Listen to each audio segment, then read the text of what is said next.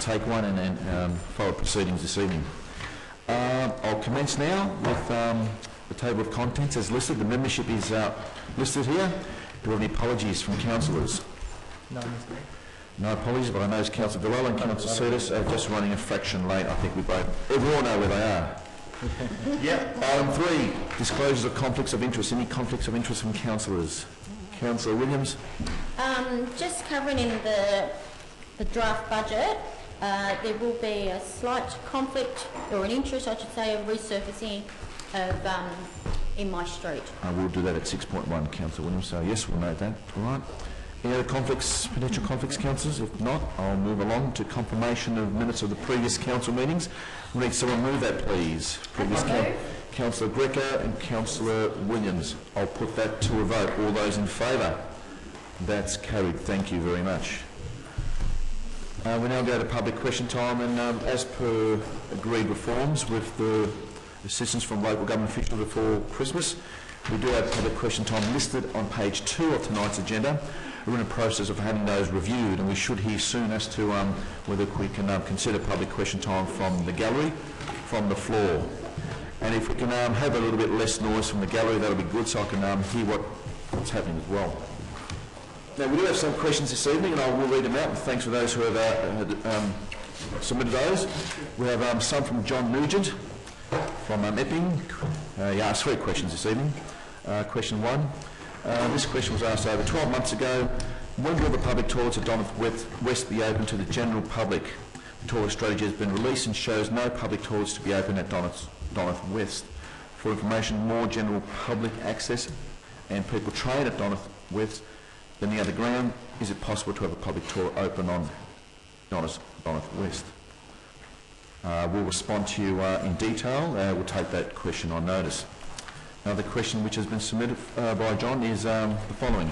Is there anything council can do to improve the traffic on St George's Road and High Street in Northcote? Well, we can probably include almost every other street in the municipality, but we'll take that on notice and provide a written response from our traffic people.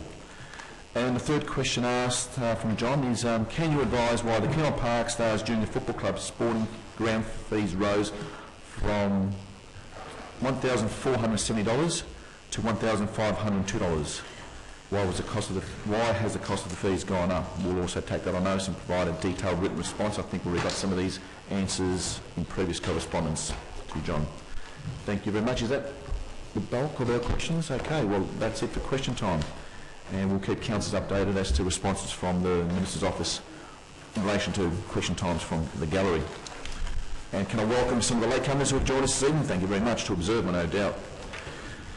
That concludes public question time. That's all we've had submitted. We now go to consideration of reports. Item 6.1, 2016-17 proposed budget referrals.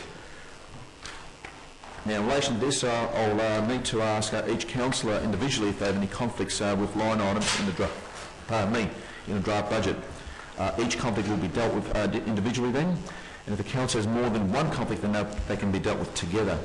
If a council advises that they have conflicts they identify with agenda line item, it relates to, they can also leave the chamber.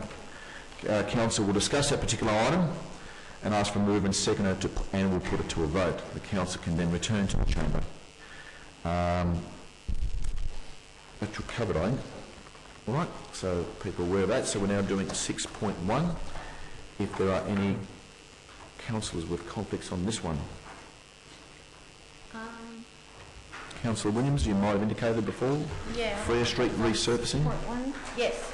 Capital Works resurfacing of a road in my street, Mr Mayor. It's an indirect interest due to an amenity that will be affected. Okay, thank you very much for that, Councillor. So will you be staying for the vote? Yes, you can stay. Yeah. Okay. Just an interest by Councillor Williams in relation to that. It's a Capital Works program affecting your street. Any other items from councillors? If there's not, we can then consider that item. Someone move that. Councillor Lee has moved. Councillor Williams has seconded. There's no debate or discussion. I'll put that to a vote. All those in favour? That item is carried. Thank you, Councillor. We now go to the major item for this evening, 6.2, the 2016-17 proposed budget approval to place it on public display. I'd like to move that with an amendment, Mr Mayor, which I sent through to councillors earlier this afternoon. I'm not sure if the officers have it available on screen. Okay, Councillor McCarthy has moved, seconded by Councillor Service. I think it's important we can probably get that on screen if we can, with an amendment to that item. Councillors have seen that already during the course of the day? Yep. Okay, Councillor McCarthy, you have moved. Thank you, Mr Mayor. Right, if that's, unless there's a question from Councillor Lawrence, sorry. No? Mr Mayor. Has it been Mr Mayor? seconded? Yeah, it was. I've got a second. Just Yeah. have a Yeah. question. Question, Councillor? I've got Just a question, Mr Mayor. On this late amendment, it talks about allocation of 300,000. That's for, just if we could have an answer through you from the officers, how much of that would be new capital in the budget, how much would be renewal or upgrade? Mr. CEO?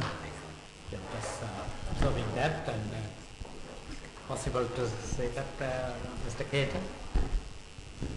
You've got good councillors. In my discussions with Councillor Carthy, it's difficult to actually say what asset class it would be in. I think if he explains the reasons for it, we'll understand that it's not necessarily allocating at this stage to any particular project, but for projects that may come forward as part of our advocacy. And I'm sure Councillor Carthy will explain that better than I can. Thank you. Thank you, yeah. Okay. Thank you. Councillor McCarthy. I'll address that because the question's been raised. I'll address it straight away, and then I'll talk more generally about the budget. That item relates to something which I think all councillors would hold dearly, which is the opportunity where we can to leverage additional funding from state and federal governments. And council has made representations through the mayor and through this chamber on a number of pieces of land and projects where we are still seeking answers, particularly from the state government, either from authorities such as VicTrack, VicRoads, Melbourne Water, and in some cases even the Department of Education, where we've sought access to or leasing or even purchase of or transfer of land, and in some cases also approval for new signalised crossings. We are waiting on answers from those authorities, and in some cases council's capacity to put a little bit of money on the table in relation to those projects to draw the state government to either provide that support for those projects or co-fund with council in many cases those projects. It's imperative that we've got money in the budget to actually support that process. If we don't, then of course the difficult situation our officers are in is not to be able to negotiate a proper arrangement. I'll draw council's attention to a couple that I know are in Rucker Ward, and I'm sure there are others in the Trove and Kazali wards. In Rucker Ward, for instance, we have been pushing for some time for a signalised pedestrian crossing on Mary Parade, and it's been identified in our current year's budget. We are waiting for VicRoads to commit to the project and commit the 230,000. In that case, if council has a little bit of money to put forward to bring that project online, then that's much more likely to be the case than if we don't. Likewise, there is state government land in other parts of the city where we've sought to construct paths, pedestrian crossings and so on and so forth as part of our active transport strategy. So the idea here is that we use this money to try to create greater pressure on those agencies to come forth with those projects where we can, because we've put some money on the table. We want to see those projects happen. Councillors would be aware of the projects we've worked through this chamber, but of course we're not sure which ones will receive support from MPs. I'll address the budget more generally though, Mr Mayor, and I thank Councillor Lawrence for his question to kick us off. This budget, in many respects, is a budget that is about maintaining a strong involvement from this council in a whole range of areas that it is well known for. They include areas such as environmental sustainability, where we continue our strong commitment to street tree planting and, of course, our urban forest strategy as well. It's got a strong commitment to cycle paths and footpaths, close to $3 million in both renewal and upgrades, about improving our residents' capacity to get around, including a special focus on disability access as well. So there's a lot of investment in that front. Of course, Critical is a big project which we've talked a lot about in this chamber, which is of course our contribution towards the animal management shelter as a partnership project with Whittlesea, and we're making an investment in this budget there. I'll end it there, Mr Mayor. Thank you to the officers for all their work on this. Thank you very much. Councillor Walsh. Stand, please, Councillor. Thanks, Mr Mayor. I'm happy. Just wondering, in terms of a process question, what happens in terms of if we've got other amendments, amendments which have already been circulated? We'll consider them when they're announced by the person. There's a seconder wish to speak. Thanks, Mr Mayor. In seconding this particular amendment, I think it supports just a general narrative that I've been pushing for, and I suppose increasingly in this new environment of ours with rate capping with even more intensity, and that is the contingent spend requirement that perhaps is upon us in terms of justifying it through partnerships with either state or federal agencies. So this particular amendment actually lends itself in that space. So the commitment of the spend is an interesting one because it's contingent on those parties coming to the table. So the question is begged, what happens if in the circumstance we get a rejection? Well, evidently we don't spend. But the reason why we don't spend in this instance is because the assets in question are not ours. So we can't just simply go in there regardless of whether they approve or not. You know, it's their land at the end of the day. But again, there's a logic that sort of underpins our approach with respect to this particular amendment. If, in fact, there's seriousness on the part of those agencies to put that sort of level of improvement in there, then it's wise for us to be ready if in the circumstances they come back with approval. In the remaining time, Mr Mayor, just my own reflections in terms of the shape of the budget as a whole, look, there's always going to be winners and losers in this exercise. As you know, Mr Mayor, we've seen many budgets. Am I entirely happy with the shape of it? Well, in a broader sense, yeah. Is it ambitious enough? Well, no, because our sights have been lowered by rate capping. So we need to digest, I suppose, this first year going into next year, what it might be, and for the new council then to digest exactly what their position will be going over the forward estimates 4 years from 2016-17. It's going to be a challenge for a new council, make no mistake, but I think this budget broadly is okay. There's some aspects that I'd like to highlight, but not enough time, obviously, to shed my thoughts. And just as well for you guys. Thank you, Councillor Sidis. Councillor Grego. Thank you, Mr Mayor. Look, I'm happy to support the approval of this budget together with the amendment that Councillor McCarthy has put forward. I just want to highlight some features of the budget, and firstly, some of the money side of things. I mean, we have a budget with a 2.5% increase. Yes, that's as a result of rate capping, but I'd like to say that that's the lowest rate increase that we've had for decades. You know, council were invited, we had the opportunity to actually have a higher rate rise, but we didn't do that. We maintained our rate rise within the stipulated capping of 2.5%. The other thing in terms of the money side of things, we've got an enormous surplus. So we're leaving this term of council with an $11.4 million surplus to the budget. So we're very, very much in the black, and that's a very positive financial figure to put there. $164 million worth of revenue. So we are a very sizable council and a very robust council. Also, we have a capital works of about $30 million, and that will also see many improvements in our city. So that's the money side of our budget, and I think it really puts us in a very solid footing to leave this, because this is our last budget as councillors. So we're leaving the future council on a very solid footing and a very responsible budget. Having said that, I just want to focus on the few minutes that I've got left, just on one or two other items.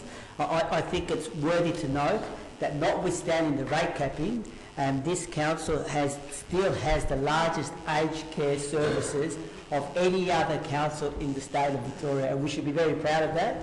And not only is the legacy there important, but we will I'll be striving for us to maintain that. If I'm back here on council, haven't decided that whether we're standing or not, but whether we're back here on council to keep our aged services in council. The other thing I'd like to quickly point out, and I'll end on this, is that we also been looking after our pensioners, and the $150 rate rebate will be still standing in the same budget. Thank you, Councillor Greco. We can discuss that on not actually approve it. So, okay. Councillor Villar. Thank you, Mr Mayor. You stole my thunder, Councillor, because the aged care factor was, I think, a really significant part of this budget. I'm happy to support the recommendation and the draft budget. I think it's important to note, Mr Mayor, that it is a draft budget, and therefore the community consultation process is absolutely critical. I think it's a responsible, solid. That's a key word that we're hearing a lot tonight. It's a solid budget because I think, as our last year on this council, it would be inappropriate to implement some radical budgetary features. I think what we've been able to do, Mr Mayor, is lead the council in a very solid financial state, and I think with rate capping we've managed to ensure business as usual as much as possible for this final year. And so therefore it's really incumbent on the next council, the next term, to look at addressing some of the more long-term challenges that rate capping will face. But I am proud that we're keeping in place our aged care services with a 4.3% increase actually this year, despite rate capping. Hence our commitment. And it always kind of overwhelms me, Mr Mayor, the breadth of our budget, all the elements and the services that from arts festivals to place-based upgrades, of which there's $500,000, traffic management, road safety. There is just such a breadth. And I think we're doing a reasonable job. Traffic management's another one, road surfacing, pet, animal welfare. Yes. So I'm conscious of time, but I think the important thing now, Mr Mayor, is community consultation. Hopefully we've got an effective strategy that will really allow the community, A, to understand the document, B, to understand opportunity cost. If we don't do one service, or we pay more for one service, where's that money going to come from? So that kind of process, I think, is important for the community to engage in. Hopefully they will, and it will be also interesting to get some feedback if the communication strategy wasn't effective. So I look forward to the feedback, and it'll be interesting what the community has to say. Thank you very much. Thank you, Mr Mayor. Thank you. Councillor Williams. Thank you. I just want to highlight a few things from the draft budget that will be addressed in Gazali Ward. $360,000 will be spent towards the master plan at Robertson Reserve, which will include over the next few years a barbecue, new play areas and playground, sporting area, and new amenities and lighting. Adams Reserve will receive $50,000 towards ongoing maintenance for the upgrade of the barbecue and associated infrastructure. GH Mont Reserve will receive $500,000 for the improvements of the upgrade of the pavilion. HLT Alto Reserve will receive $155,000 upgrading lighting. Sullivan Reserve will receive a new synthetic wicket replacement and including new cricket practice training net. $293,000 for Bracken Avenue and Ray Bradman Gardens will get finally a new shared path. $100,000 will go towards the new facade to extend the life of our Preston Town Hall. $300,000 will go towards the implementation of Junction Urban Master Plan, which will include landscaping along High Street, Plenty Road, with the instalment of new furniture, signage and rubbish bins. $510,000 will go towards the minor activity centres such as Oak Hill Village, will receive monies towards streetscape upgrades and new improvement infrastructure for the area. The former Preston Girls School will receive $150,000 for the provision and continuous funding for the development of the open space of the girls' site so it can be used by the general public ASAP. Across 4 branches of the Darebin Libraries, we'll be receiving additional furniture and IT equipment to enhance community space. For this money will also go towards books, audio, magazine in English and non-English languages. 170,000 will go towards works for disability access to buildings and footpaths, and 126,000 will go towards the refurnishment and improvement of toilet amenity and equipment both at the Northcote and Preston libraries. Thank you very much, Councillor Williams. Any other councillors wish to comment? Councillor Walsh? Mr. Mayor, I have an amendment which I've seen for. Okay, you've circulated that, I understand. If the mover and seconder will accept once it goes up. We have to, yeah. I think it was circulated very late or early evening. Have officers got that? There it is. There it is. Yeah, that'll become point 4 actually, because Councillor McCarthy's item is a substantial motion. So yeah, mover happy to accept that? Or? No, it's not acceptable. No. Okay, so we have a second for that. If there's no seconder, that's lost. Sorry, Councillor Walsh, it's gone.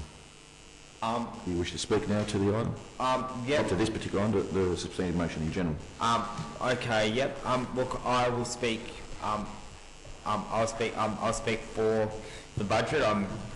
Look, I'm disappointed that that can't be included as an amendment because I think we need to put greater heat on the state government, and it's, you know. Councillor Walsh, the item's lapsed. You need to speak to the substantive motion. But I'm speaking for the budget because although I have some reservations about the budget, overall I'm happy to let it go out to community consultation. There's been some good wins which in the budget which are chalked up. There's 800,000. There's money for the feasibility study of the redevelopment of Northcote Aquatic Centre, which is a much needed project and something that council needs to prioritise. But there's also $800,000 for immediate repair works to take place, which can be taken place at NARC.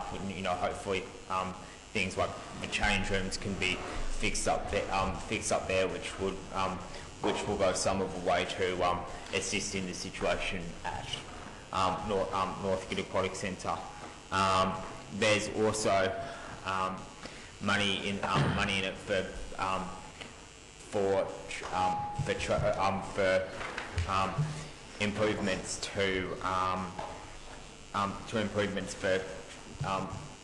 for shopping strips and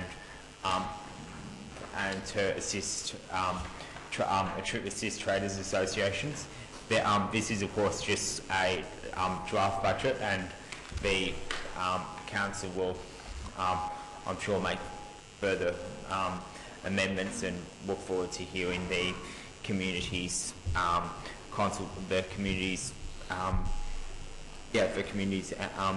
what the community has to say on the budget. But I'll leave it there. Thank you very much, Councillor Walsh. Any other speakers? Councillor Lee. Yes, thank you, Mr. Mayor. It's quite an interesting time in the calendar of things, because only last week the state government released its budget, and tomorrow the federal government released its budget. But tonight we hold the floor to release our local government budget. However, unlike the previous two that I just mentioned, our community actually have a say in this. The community don't have a say in the state budget. They don't have a say in the federal budget, but they do have a say in the local budget. And that's the important story that we want to tell our residents. Because this is a draft budget, and over the next 2 months, we want to hear from the community as to what they believe the priorities are and where they think their ratepayers' money ought to be invested in. Councillors have already mentioned about some of the highlights of the project, and I'm not going to repeat those, except to highlight a particular item which will come as also as the urgent motion, which I circulated to councillors earlier, which is essentially the urgent upgrade or commitment from the council as part of the M40 pipeline upgrade, that we need to put some down payment on that in the order of $600,000 in order to duplicate that part from Reservoir to Northcote, so we can complete a vital piece of bicycle and shared park infrastructure in the city of Darebin that benefits over 500,000 bike users alone, and perhaps even more pedestrian traffic. That is something that we need to show our goodwill, that we are able to commit our ratepayers' money, but more importantly, hold other government agencies such as Melbourne Water, Yarra Trams, PTV, and other stakeholders to account to get them to, and invite them, match us, dollar for dollar, put some goodwill where the money is. But I digress. The main point of this draft budget is for the community to be involved, and over the coming weeks, we'll be having an online consultation with our community members to see where we got it right. And everybody in this audience, and those dozen people who are watching us online tonight, because we get about a dozen people tuning in every time, for them to actually input into this whole process to say whether we got it right or not, and tell us exactly how we need to take this council for the next financial year. Thank you very much, Councillor Lee. Any other speakers on the draft budget, proposed budget for this evening? Councillor Lawrence. Yes, Mr Mayor. I'm happy to speak to this motion which sets in chain the advertising of the draft budget, as been mentioned by a number of councillors who covered aspects of their of the budget. But I'd just like to, I suppose, echo comments by Councillor Villella and Councillor Lee to understand local government difference to state and federal government, where people put a budget and then do a hard sell on everyone, think it's good, and then your only input is at the ballot box some distant time away. This is local government. There's a budget here, as has been mentioned, of over $164 million. A wide range of services and priorities have had to be sorted out through months and months of officers and councillors' time, and of course is informed by policies that have been built up by this council over decades and services that have been built up by the council over decades. So it is not set in stone, and we will be listening to people as they come back with consultation on these choices that have made. And you know, there's many great things in this budget. It's not my role, I think, to run an infomercial on it, because I think people who have aged parents in the city know the value of our services in aged care and know those things. But there may be choices that the community want to remind us of that we've forgotten, and there may be choices the community want us to refocus on. And that's the point of the consultation. It will be real consultation, and the budgets are often changed in the final adoption based on that consultation. Thank you. Councillor Lawrence, does the speaker wish, sorry, the mover wish to... No one's spoken against okay. it, but I just would, if I can, with your indulgence, Mr Mayor, just thank, obviously, councillors for their contributions, but particularly thank all the council officers who have been working on this for, I believe it would be at least 6 months worth of work, detailed work, and there's not a number in here that hasn't had the fine-tooth comb go over it. And to restate the point made by councillors that this is a draft budget, it's the community's opportunity now to respond, and it's our responsibility as a council to listen and to respond appropriately as well. If changes need to be made, then let's give them the full consideration. And I would also just state there is a hearing of submissions process that the community can take advantage of. But also to finally say once again thank you to our council staff who put in the hard work on this, and we need to respect that. Thank you, Councillor McCarthy. Look, before I put that to a vote, I think it's important as Chair and Mayor to say a few things. Look, this is my 18th budget on this council, and it's probably the hardest in light of current circumstances that we have to deal with outside our control. Rate capping, of course, where we're trying to do more with less, and that's reality. We've actually started this process many months ago in December with weekend workshops, numerous briefings. One as late as last Friday evening when we should be, celebrating times with our families, but we're still working on the draft budget, a draft budget for the community to consider, for the community to have input, but more importantly, to make comment on what they want in light of what we've chosen as the main priorities with the limited funds that we now have at our disposal. Can I also take the opportunity to thank all councillors for the plethora of input over the last few weeks and the patience of the officers in getting to where we are tonight. It has been an easy journey. They never are during budget processes. But the reality is, it's all for the benefit of the community to have a look at, make comments, and eventually come back to us for a hearing submissions process, as Councillor McCarthy mentioned, so we can hear the comments from the community, so we may need to make necessary changes to include items. We don't want to exclude, but that might be a reality on the night when we finally adopt the budget sometime in June. So can I thank everyone involved? I'll now put that to a vote. All those in favour? That item is carried. Thank you very much, councillors. Can we have that noted as unanimous, please? It's been noted unanimously. Thank you by the minute takers.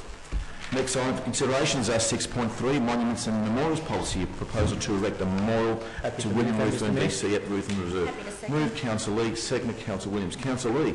Yes, thank you, Mr. Mayor. This is a proposal from Darebin RSL to commemorate the life of William Ruthven, one of our BC award recipients from the First World War, from the battlefields of France. It's probably timely that this comes right after Anzac Day. As the report indicates, William Ruthven had a strong connection to the Darebin community and was also a life member of the Preston RSL, which is the forerunner of today's Darebin RSL. And the Preston RSL had invested significant time and energy into a local sporting experience and grounds. In fact, the Ruthven Reserve is unsurprisingly named after William Ruthven, as is the train station further up from Reservoir Junction. So we do have some fairly significant local identities here.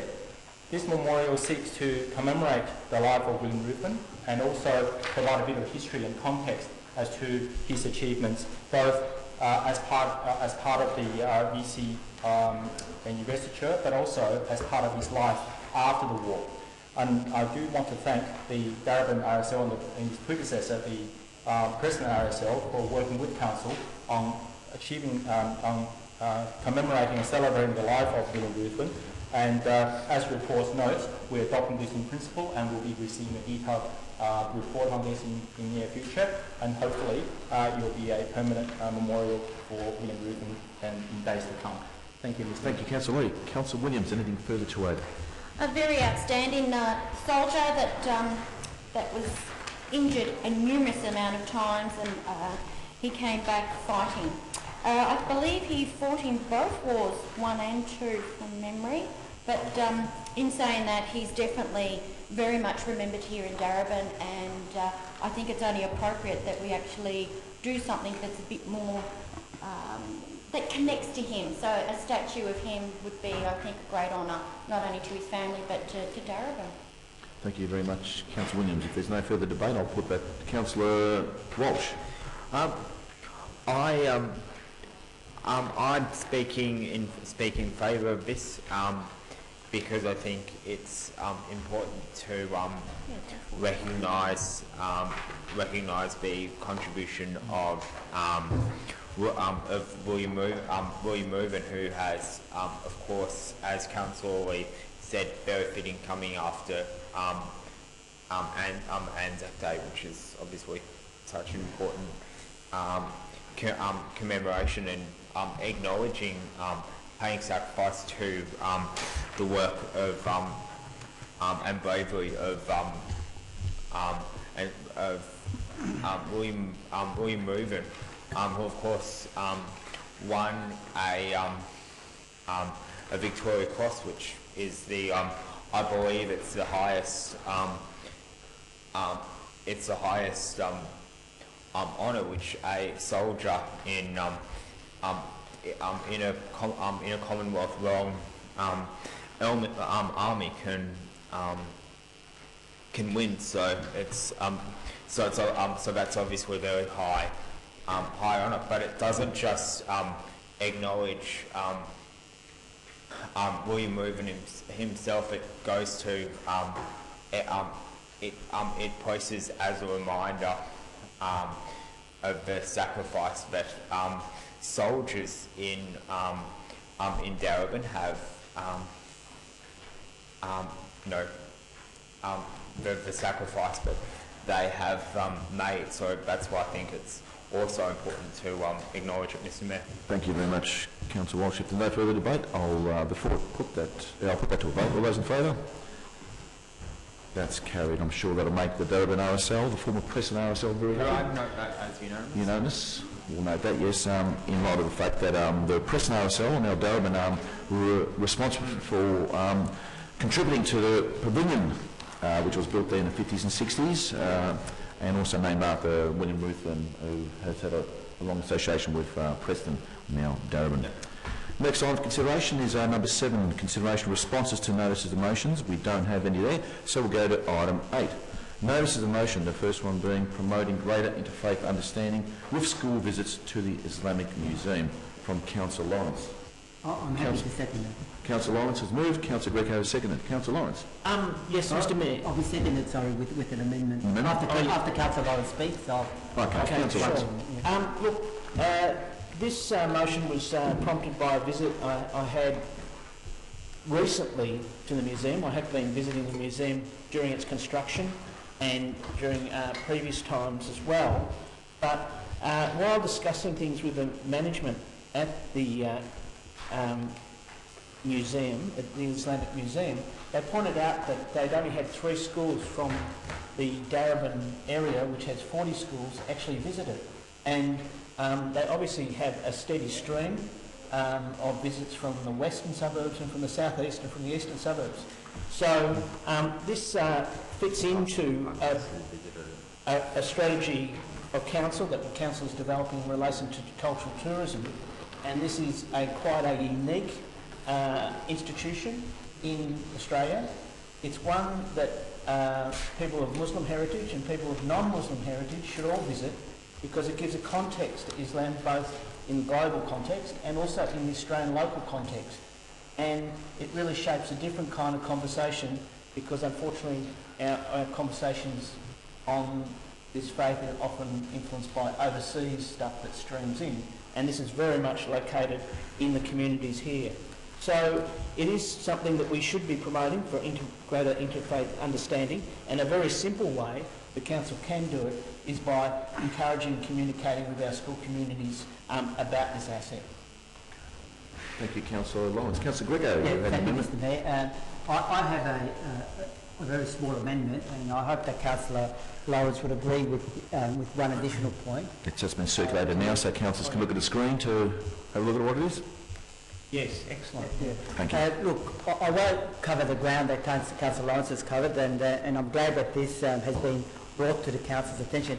Look, I think we really owe it to the Islamic Museum, because, as Councillor Lawrence mentioned, and also in my conversations with the directors of the museum, is that the museum brings in many tourists, many visitors, not only to the museum, but brings them in to our city.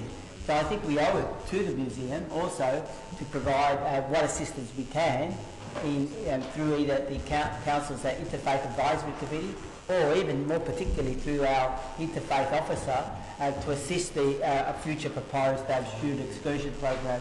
I think we have the knowledge, the expertise, and the know-how within the council and within the advisory committee to actually help to facilitate that. We also have an education committee where we have very strong links with school principals. So I'm sure that through councils and relationships that's already established, could actually assist the museum in bringing more of our schools and students of Darebin to actually visit this wonderful museum. Interestingly, I think some of us have already had some conversations with the directors of the museum. I think you, Mr Mayor, recently had a meeting about how we can, if you like, value add or facilitate in assisting the museum, because one is that they provide, they put us on the map, and how can we in turn assist them in value adding to the visitations at the museum. So I think it's a great opportunity, it's a great initiative, and let's use our knowledge and know-how in order to make these sort of things happen. Thank you, Councillor Greco. Councillor Walsh. Thank you, Mr. Mayor. Now, I was originally thinking, I'm not sure about this. Now I'm going to speak for it, because I think because the fact is that because although there was part of me that was like, I'm not sure if we should necessarily be out of all the attractions in Darebin, be almost picking winners, as it were, but on consideration, I don't think it's that.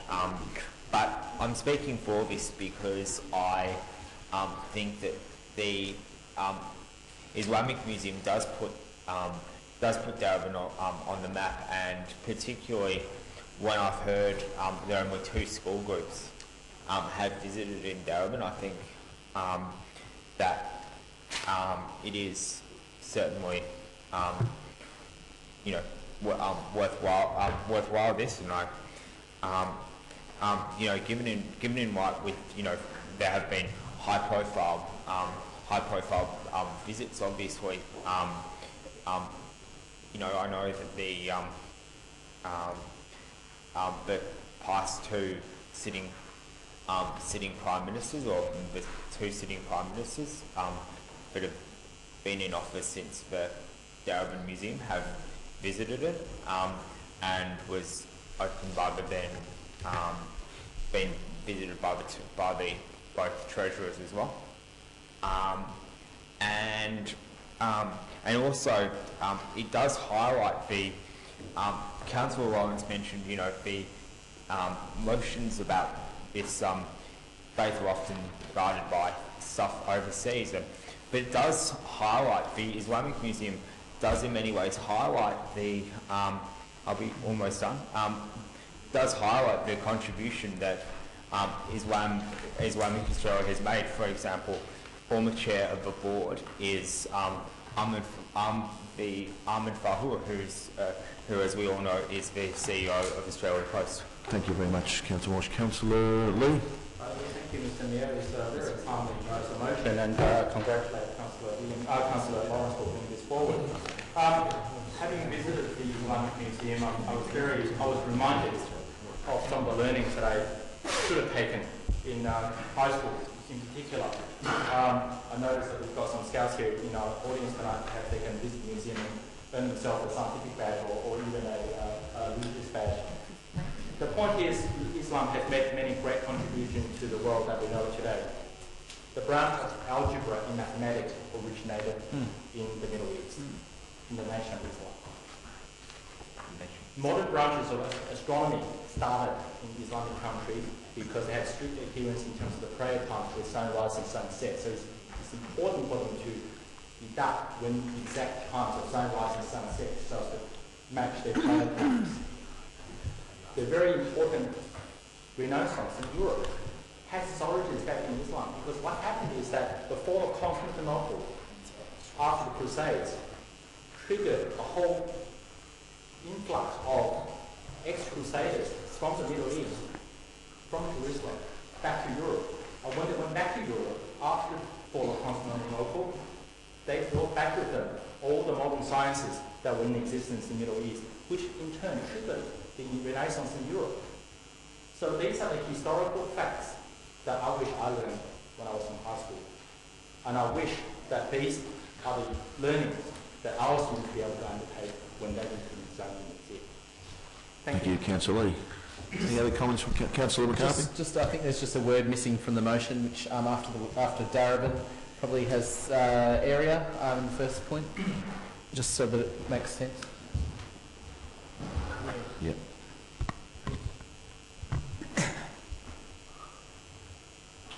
Okay. Yep. All right, there's no further speakers on that. I'll put that to a vote. All those in favour? That's carried unanimously as well. Thank you, councillors. Next item is 8.2. Stop the world's largest landfill in Ravenhall. Councillor Lawrence has moved. Who wrote the seconder? I'm happy. Second, Councillor Greco. Councillor Lawrence. Yes, Mr. Mayor. Seem to have a lot of nice emotion on tonight. I think it's to do with my misunderstanding of various deadlines. But anyway, they have made it here into the chamber, so that's good. This motion I put forward here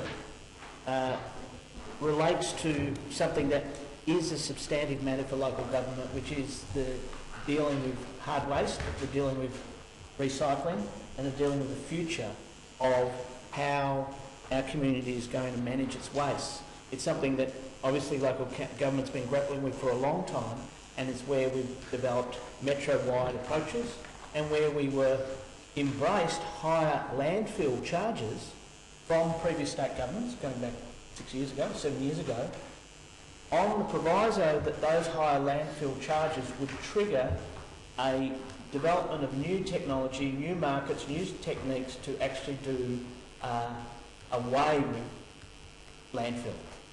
So I read with some alarm these proposals going on in the western suburbs, and I didn't read it as NIMBYism. I read it as a serious debate about the direction of Metro Melbourne's treatment of hard waste. And I did feel that as a council that's been arguing for a change in this space, both in our own community, and people have been changing, and in the metro systems, and wanting to see new technologies and embrace new ways, that we should add our voice to this, and we shouldn't let Western Suburbs community just battle this quite insane proposals to expand, massively expand landfill in this time and age. Now, there are other countries, and it's amazing what's going on in Scandinavia, in terms of Sweden and Denmark and others, in terms of significant reductions on landfill. And they're the kind of technologies and techniques we should be looking at. We shouldn't be trying to build the world's biggest dump. Thank you, Councillor Lawrence. Councillor Greco, anything to add? Reserve. Any other councillors wish to speak? Councillor Villella? Yeah, unfortunately, Mr Mayor, I'm going to have to vote against or speak against it, only because I don't really know much about the issue. In that, you know, we've got a notice of motion here, and, you know, on the surface it sounds kind of reasonable, but there's obviously a lot more to it, and I would like to know what these European-style waste-to-energy solutions are. So if we are to propose something that is a bit outside of, you know, the issues that Darebin City Council has been focusing on, we really do need a bit more information, because I would like to know a bit more detail as to what is being proposed, rather than just, you know, 6 sentences on a topic that we're not, well, I'm not au fait on, and I would like to know what the alternative is, and I would like to, you know, and the relevance of a former member of Darebin in relation to this matter. Thank you, Mr Mayor. Councillor Villella. Any other councillors? Councillor? I had a couple of questions, but unless Councillor, if I can. Councillor McCarthy. Look, it's just now I've heard Councillor Lawrence speak about the issue. I've still got a couple of questions, unfortunately. First one is, when is this being decided upon? If we could get some information about when this is actually being decided upon. Is that information available to councillors at this stage? What is the time frame for the state government's decision, I suppose? I'm not too sure if the officers have any of that information at the moment. Councillor Lawrence, you know any idea? I'd have to Google the age. All right. Okay. I'll leave that question on notice then. Which could be the second question is, what is the position of the Metropolitan Waste Management Group, of which council is a member? So have they taken a position? Are they undertaking advocacy in relation to this? Are we aware of that? I'm not sure who the Metropolitan Waste Management Group rep is at the moment.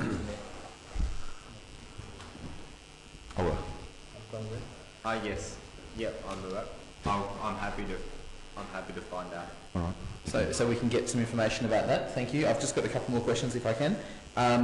In the view of our officers, our internal experts, particularly our waste management experts in council, first of all, have they had any input into this, or have they been consulted about the wording of the motion?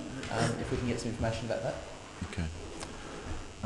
We might have to take most of that on notice, Mr. Dev, I think, in light of the additional questions. And I suppose it's a related question, is does this motion go far enough in terms of illustrating the concerns that we would have as a council regarding this proposed landfill? I personally am no fan of landfills. I echo Councillor Lawrence's comments, but I'm just concerned about going into this with a weak position when our position might need to be stronger. And the second question that's related to that is, in order to strengthen our position, so we can make the greatest representation in concert maybe with other councils as well, is can this safely be deferred until the next meeting to ensure that our advocacy position is as strong as possible, backed up by officer input, and so that we are taken seriously when writing to the respective ministers. Given this is on a different part of Melbourne, but can we quantify how much of our waste, for instance, might end up there? Is that part of our argument? Also, what is the details about the waste to energy versus our efforts to minimise waste as well? So if we can get some information there, does that align? I'm aware of the technology, but is this consistent with our policies about actually reducing waste through our commitment in 2010 to the Victorian Zero Waste Strategy? So I've got just a few questions. There's quite a few questions there, and more like a debate at the moment because there's a lot of unanswered items here. Which look, Councillor Lawrence has moved, Councillor Greco second. I think in light of the additional questions asked, we might have someone else suggest maybe deferring the matter because I think we require fair bit of information here. So that might either come from other councillors. Councillor Lawrence can't move a deferment, as he's the mover. Councillor. I was on the same train of thought. I think it's safe for us to defer on at least 3 grounds. One, we need to get the technical specification of this landfill and therefore how does it align with our council adopted policy. We also need to get input from the Metropolitan Waste Management Group in terms of their position on this matter, and we also need to know the deadlines and the impact that are we actually going to send our waste to this landfill or not, and if not, what are our obligations in terms of looking after the environmental impacts and the technical specification of this landfill site. So there are many grounds for this matter to be, I believe, to be safely deferred until we get a comprehensive report to that effect. Okay, so your motion is to defer the matter. Yes. Can I make an amend Councillor Lee's motion? Defer the matter with an officer report, because I think we run the risk of drafted it. So assuming that's to add those words to strengthen Council's position. Okay, we'll just hold on a second. Councillor Greco. Oh, no, it's okay. Yeah. Just see some clarity on that. I don't know, I've got a motion. I think we have to vote on that first before.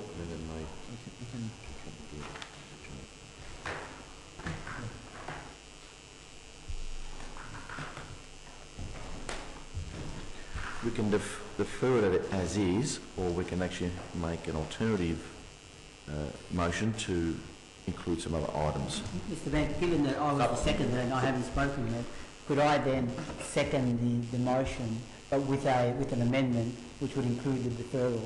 Let's see, Councillor. And that may provide a way through. All right. Yeah. Okay. What's the motion then? Can I have my motion would be, I'll be seconding the motion with an amendment of deferment of the... Can I hear the wording then, please, Councillor Greco, the actual wording? So that I second that this motion basically be that I'm seconding the motion as with an amendment that the item be deferred to a future council meeting. Any amendment made to the notice motion cannot be that the original intent of the motion conclusions for. Just can I ask a question, Yes. please? I'm just not clear, because if we defer it, the motion as it is, it's still a notice of motion, like an action is there. The actual content doesn't change, the way it's written doesn't change. We actually need a change of a request. Yeah, because my point is, and maybe just some clarification through you, Mr. Mayor. I mean, I'm happy with a deferral and all, but then we're actually asking for a report. Yeah, well, so that can be. that's a general. Yeah, but that could actually deviate from the intent of the motion. Yes, that's right. That's the issue. That's the issue that I wish to clarify. Point of order. Point of order I raise is I've moved the notice of motion. It dates way back to the 18th of April. Things are moving. I think I'm not willing to accept any change to it.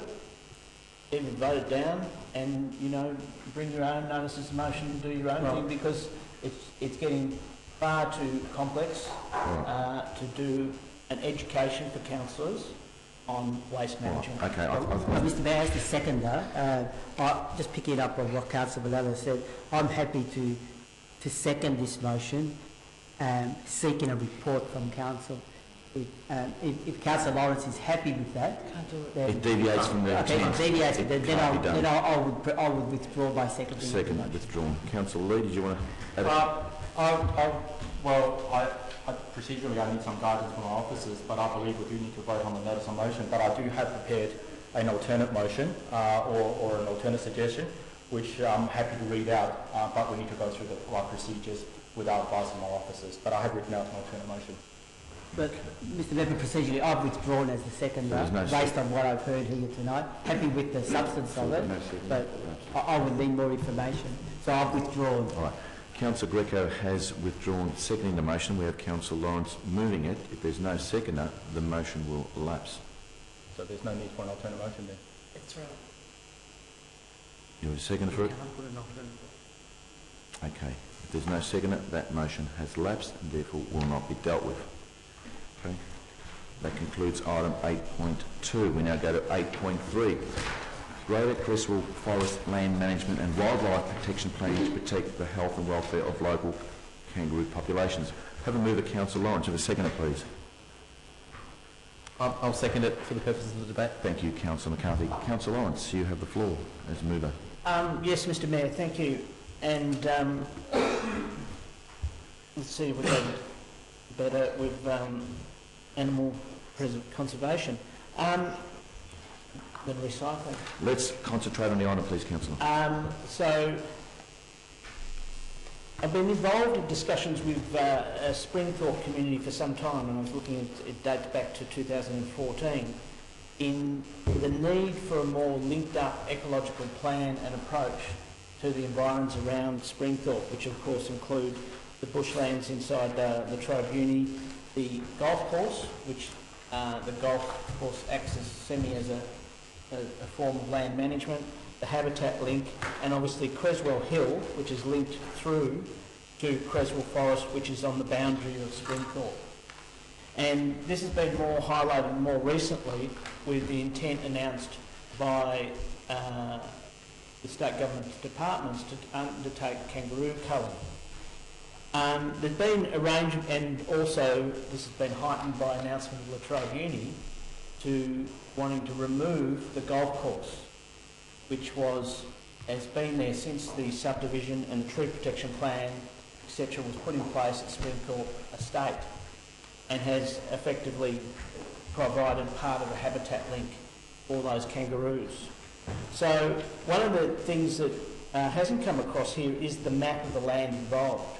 Because last time I was in this chamber to discuss this, I was told Creswell Forest exists only in the city of Banyule.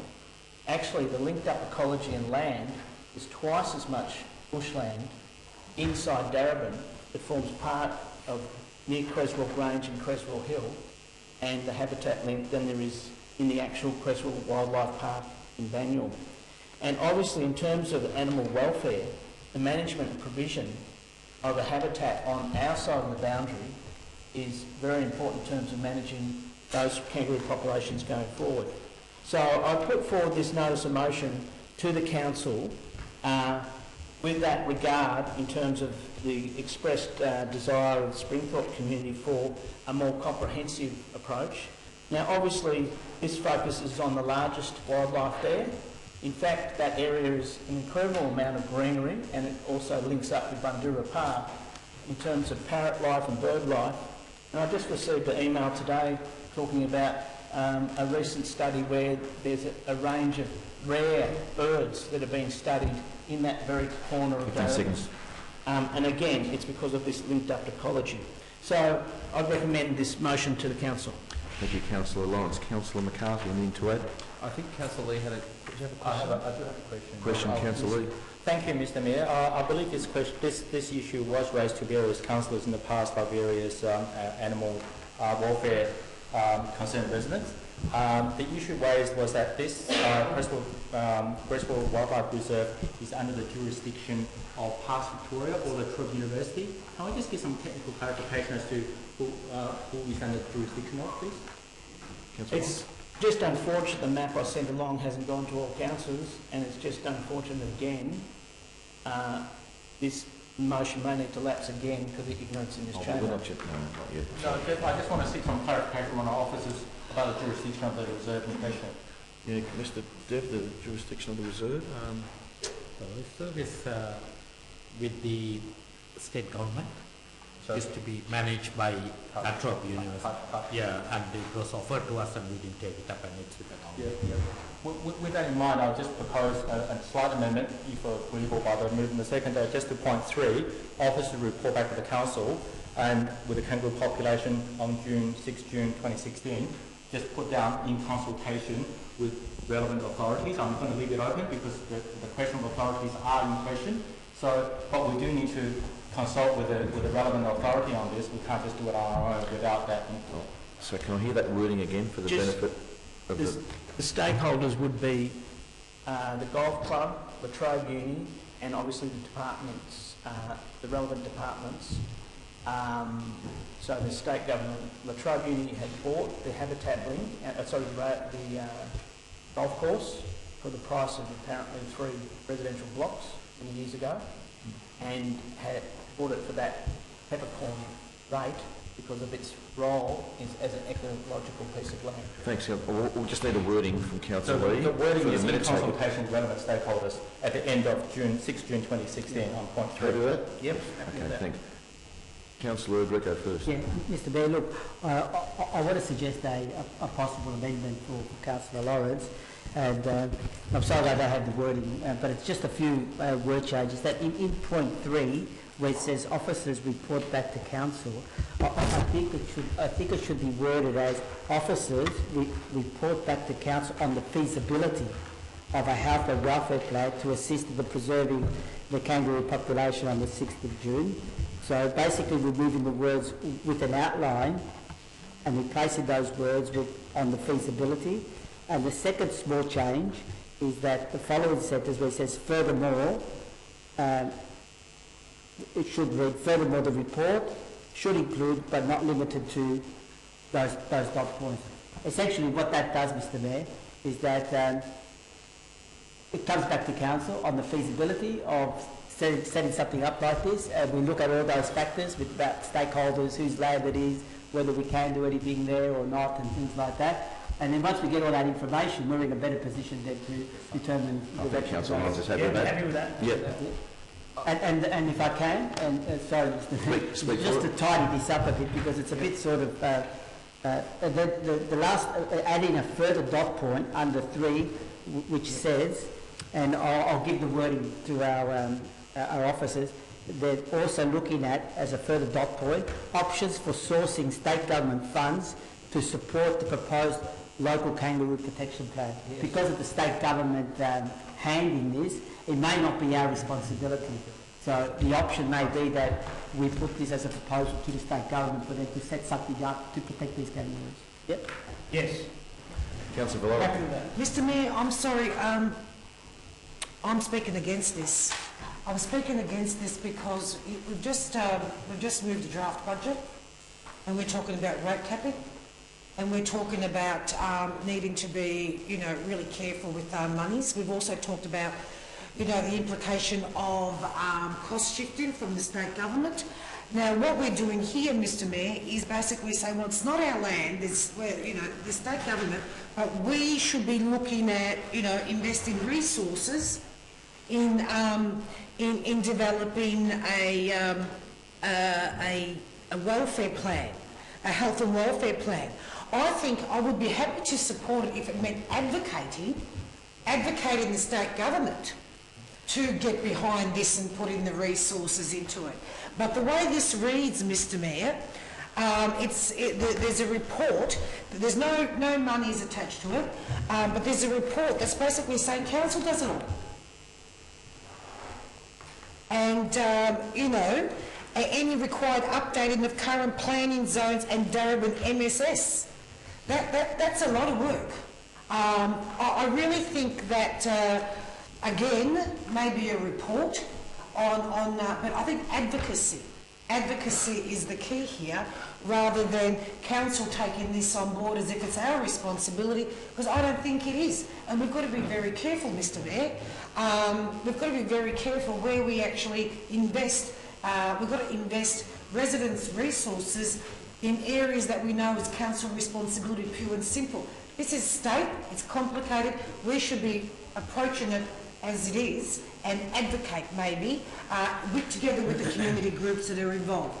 I think that's our position with this. Thank you. Any other speakers? Councillor McCarthy. Well, I just, as the seconder, I haven't spoken yet, but I just wanted to ask a question. I've just looked at the date for when this piece of work is expected to come to council, which is the 6th of June, which, if I'm correct, and I'm happy to be corrected by our officers, would require the actual report to be listed on the council agenda in 4 weeks' time. Then would have to obviously get to our management for sign-off before it comes to us in 3 weeks' time.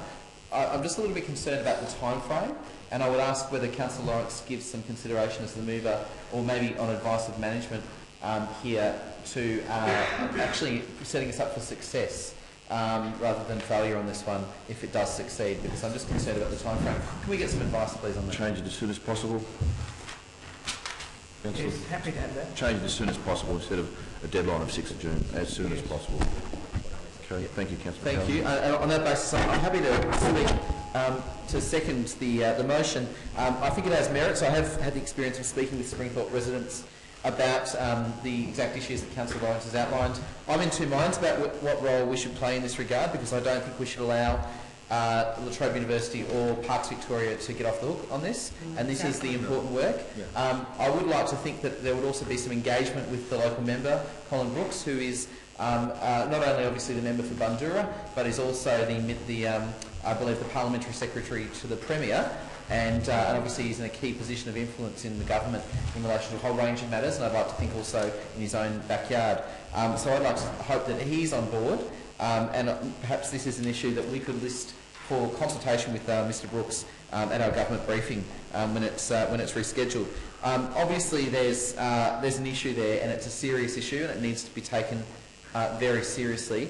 And I think we also need to recognise that it's the partnership with local residents who are the eyes and ears on the grounds that is critical here, because they have a direct involvement with Greswell Grange and obviously interaction with the population there. And I think we don't want to undermine the good work that they do by running off in a direction that might be inconsistent with the activities that they're already undertaking. So not a plea to go slowly, but rather to get it right and to actually do the homework as well. We don't actually have a biodiversity officer within council as far as I know, but this makes the merits for that sort of work, because this is detailed work, and I'd like to think that we're drawing upon expertise before we start taking on responsibility for something that we actually don't have responsibility for at the moment, because we could do more harm than good. And I just would note that there are some points here about removing crossing points, underpasses, these sorts of things, or introducing those. Once again, we need the advice of experts in this, otherwise we run the risk of potentially creating hazards. So hence the desire for a little bit more time for our officers to work on this, consult with residents, and of course get some political buy-in on this so we don't set ourselves up for failure. Thank you very much, Councillor McCarthy. As mover, with you. Just close quickly. I will go through this really slowly. The Creswell Hill area is an area under our responsibility.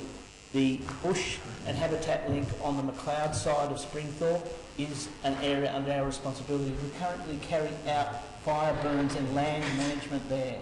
And of course, we are the planning authority over that area. The habitat area link and the golf course itself, whose future is actually now in the balance in the next 2 years, we don't know, but it'll end up a housing development or what.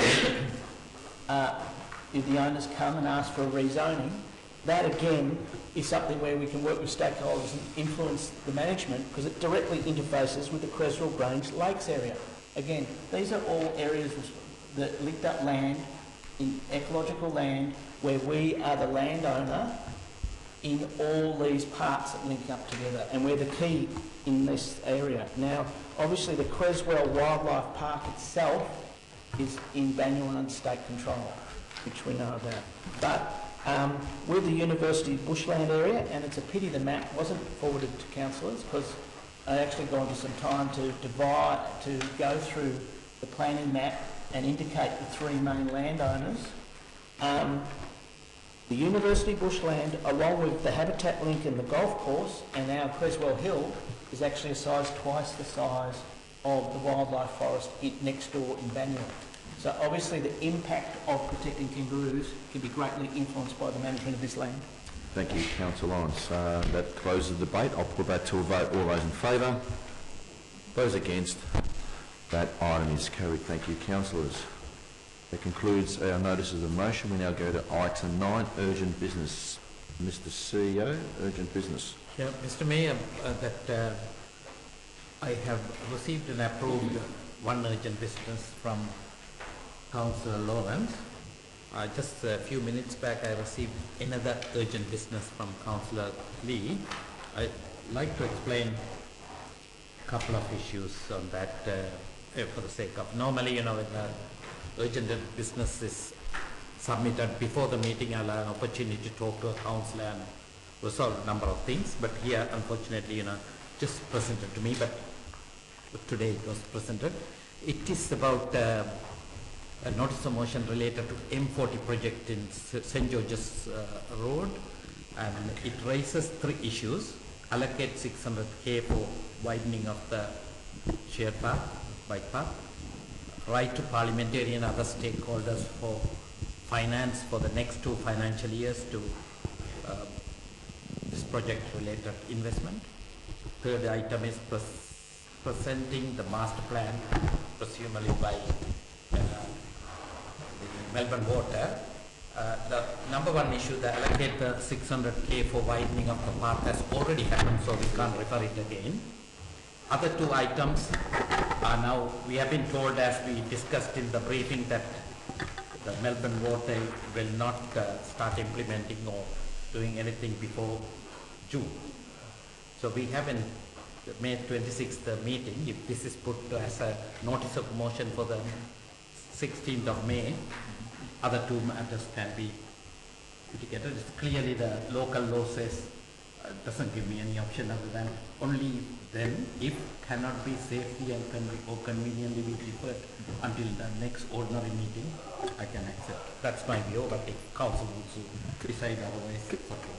Mr. Dev, thank you. If I can through you, Mayor, just can we hear the motion again? Sorry, can we hear the motion again? Just because I only caught the first point.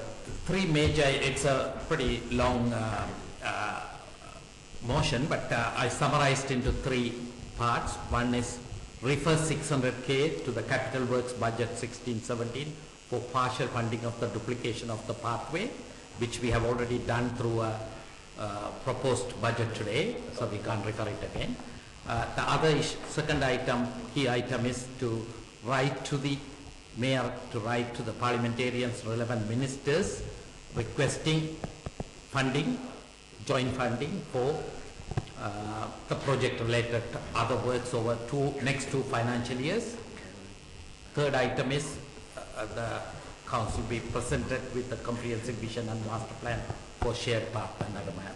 It gives a number of issues related to the master plan. I assume that both of them, the second and third items, can wait till the next meeting within 2 weeks, unless there's the next voting. Councillor Lee. With the advice of the CEO, I'm happy to have those referred to the following meeting, so long as... Sorry, Councillor Lee. Thank you. Thank you, Mr. Mayor. With the advice of the CEO, I'm happy to defer those items to the next ordinary meeting of the council and represent it as notice of motion, assuming that I haven't missed the deadline. No, it'll be accepted tomorrow. Tomorrow, 2 o'clock. With that assurance, I'm happy to withdraw this urgent business and be presented the 2 latter points as at the next ordinary council meeting. Thank you, Councillor. Okay. So we have one urgent item which has been circulated by Councillor Lawrence.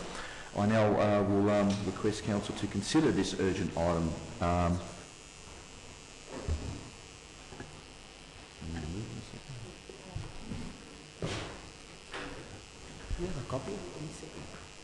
Yeah, moving item 9.1 in relation to the state government's proposal electoral regulation. So Councillor Lawrence has moved that.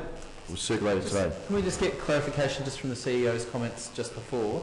Has this already been accepted onto the agenda by the CEO? No, we're voting to accept it. We're voting to accept it. So it's still in our discretion whether or not we consider it. So we're now voting to accept this as an urgent. I'm happy to second it being accepted onto the agenda. Happy to move it. Move Councillor Lawrence, second Councillor Walsh. All those in favour? Oh, sorry, I had a question before we... Yep. I just want to understand, Mr Mayor, that in relation to this motion, what the implications of it are in regards to the draft budget that we've just approved. No. Local government have put out proposed regulations, electoral commission regulations. The cut-off for any submission by any council or any so if we don't accept it or we don't make a resolution, then the council just doesn't stand on the regulations. Can I just Councillor Glover? may I ask a question just to you, Jacinta? When was it released to the public that submissions were being received? Through you, Mr Mayor, I do believe that it was circulated to all councillors about 3 or 4 weeks ago. That's been a while. Councillor Lee, question? Thank you, Mr Mayor. Just a question through you. I don't recall that council made any submission to the first round of the local government act review. Is that correct? Because this is, my understanding is that they had a first review, which we did not put any submissions to, and it's in the subsequent review, is the options paper that's generated from the first round of reviews that we're now being debated as a motion to accept. Just Not. Separate matter. It's a regulation. Time to time they make regulations, they don't need to, but they are asking for submission. Thank you. Mr Mayor, in line with the recent changes to the Local Government Act and the Electoral Commission responsibilities, they have developed revised regulations. It's a regulation. Okay. Councillor Glover. Just another point of clarification, Mr Mayor. I just wonder how appropriate is it to... We haven't had a discussion on this. We haven't formed a view. And yet there is a view imposed in this notice of motion. So I just wonder if that is... That's why it's urgent. Appropriate? That's why it's urgent. No. Well, I suppose we just have to decide for ourselves whether we want to accept it or not as individual That's councils. what we vote on, yeah. Okay. The CA's deemed it as an urgent item for consideration. We now vote whether to accept it or not, then we'll actually vote on the matter itself. So the vote was, sorry, the mover, Councillor Lawrence and Councillor Greco, to accept it as an urgent item. No. Councillor Walsh, second. So I'll put that to a vote. All those in favour, accepting as an urgent item? Those against? That's carried. I'll now move that we note this item be accepted. Consideration, is that right, Councillor? No, Sorry, just a... No. Councillor Now Lawrence, move you the can speak. motion itself. Moving the motion, seconded Councillor Lawrence? Walsh? Close. Very close. And Tim, who wishes to speak? Yes, Mr Mayor. Look, obviously there has been reform in this regard and more wider reform in local government, starting with the previous government, and the council made some submissions, limited submissions, in regard to that back in 2013.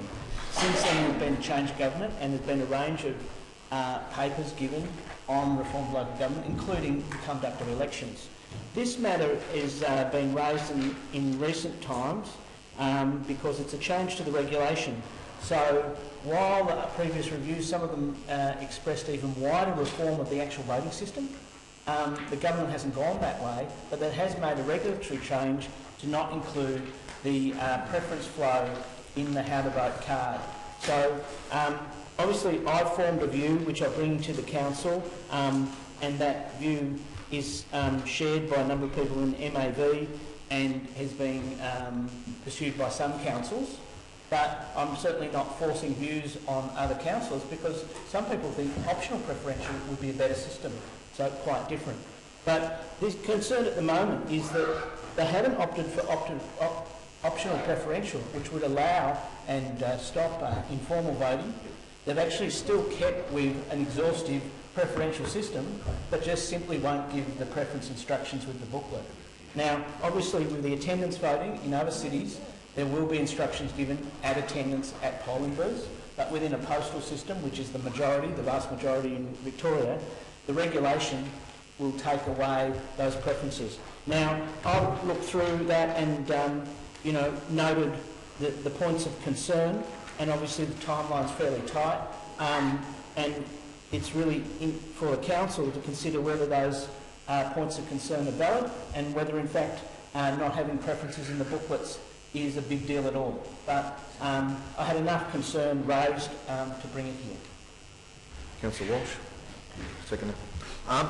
Thanks, Mr. Mayor. Look, I'm seconding this because I think that the big issue for me is it's not actually that I necessarily oppose this this kind of system that they're proposing, but my issue is that it should not start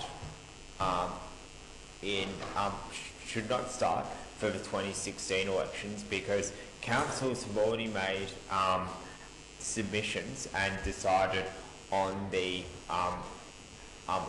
conduct that they are going to have conduct the elections coming up at the end of this year. And so to make it, to suddenly change it, 6 months, 6 months before the election, I have concerns with. And I look at, and this was mentioned in the Petro Georgiou report, and you can, and I look at something like the Petro Georgiou report, and although I supported that, and I look at that, and you think, you know what, you can quibble about what was suggested in that report, but the thing was, that was done 2 or 3 years before an election. It's not being trying to be changed 5 minutes before, 6 months before an election. It is bad process. It is bad process. Thank you, Councillor. Any other speakers? Councillor McCarthy first.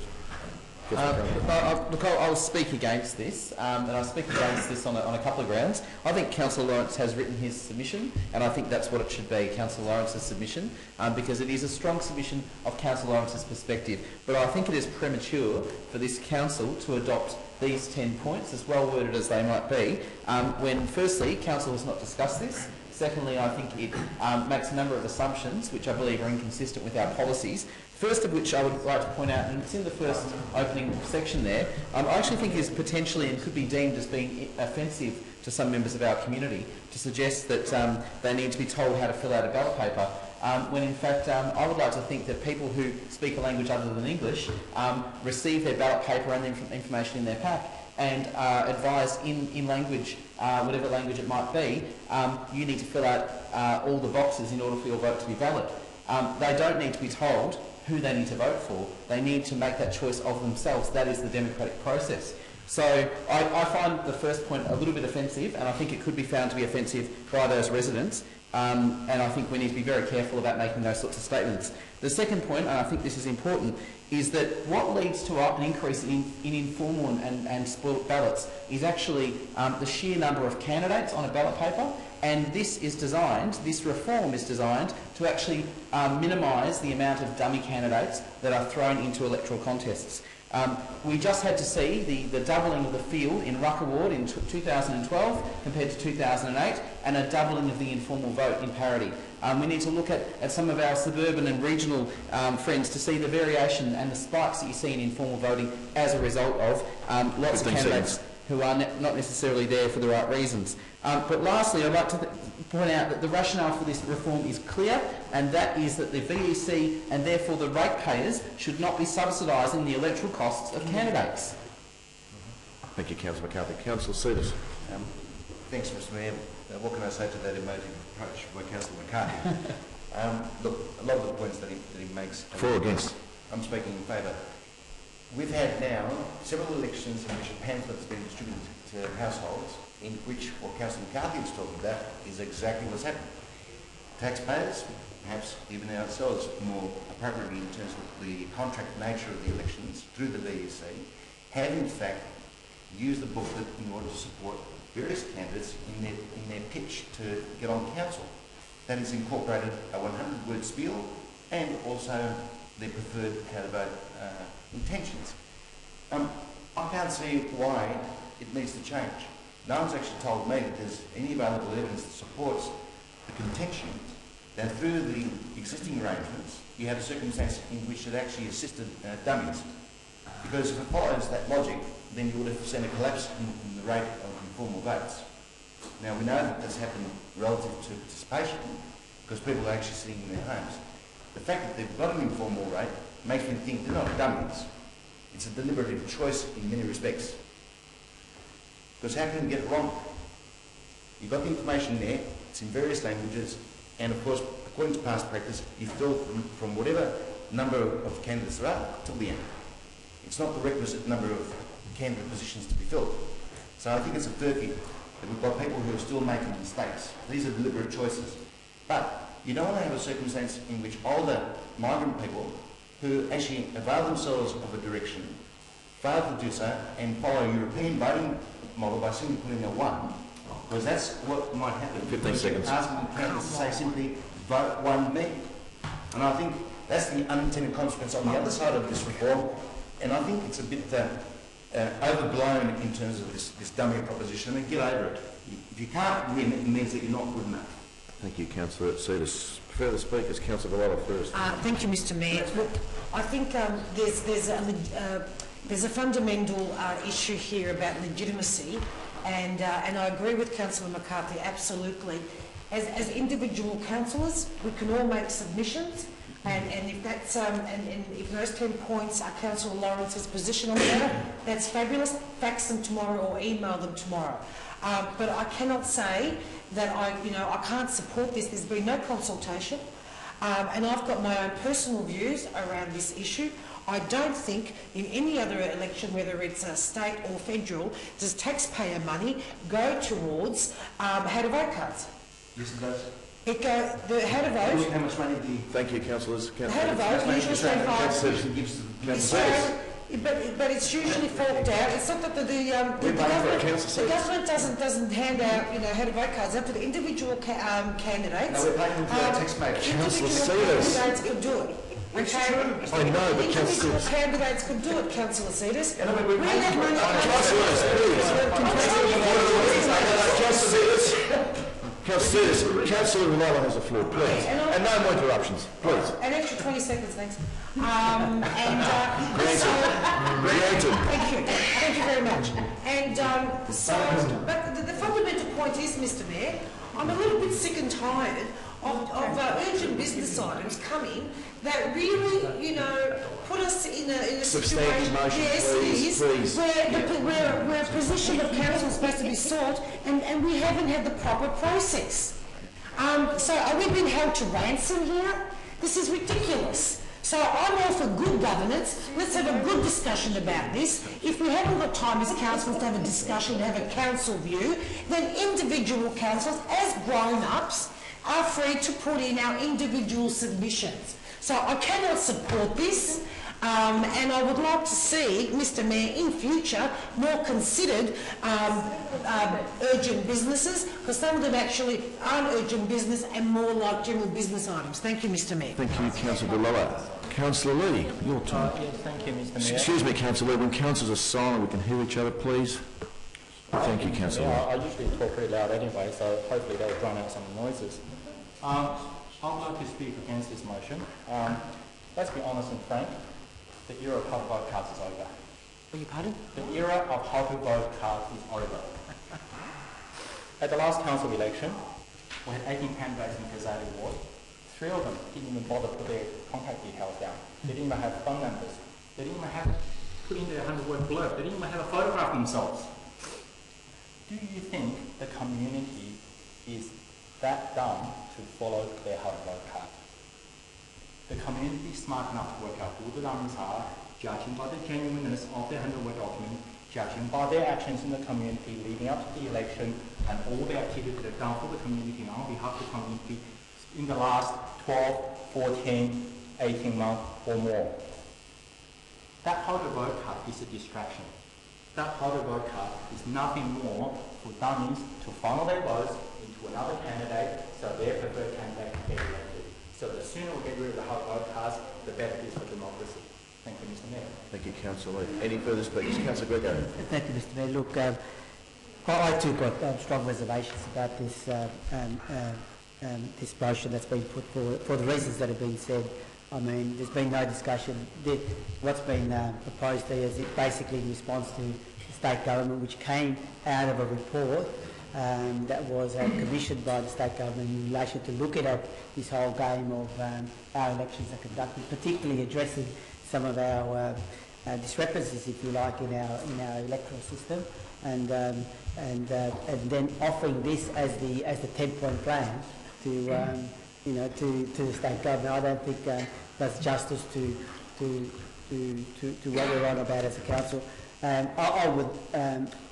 just surprised that even that this item was not brought to our attention by officers. It would have been good that we would have had time to actually have a more considered approach, a more collective approach in relation to putting a submission as a whole of council after considered discussion. In relation to the how to vote, look, I take Councillor Lee's point and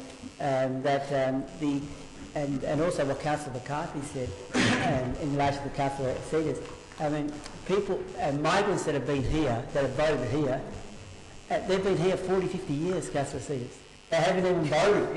Many of them have not even voted in their own country. So this thing about putting crosses and putting ones in relation to, let me finish there, because in relation to what there's been a practice of voting here, so let's not try to confuse matters.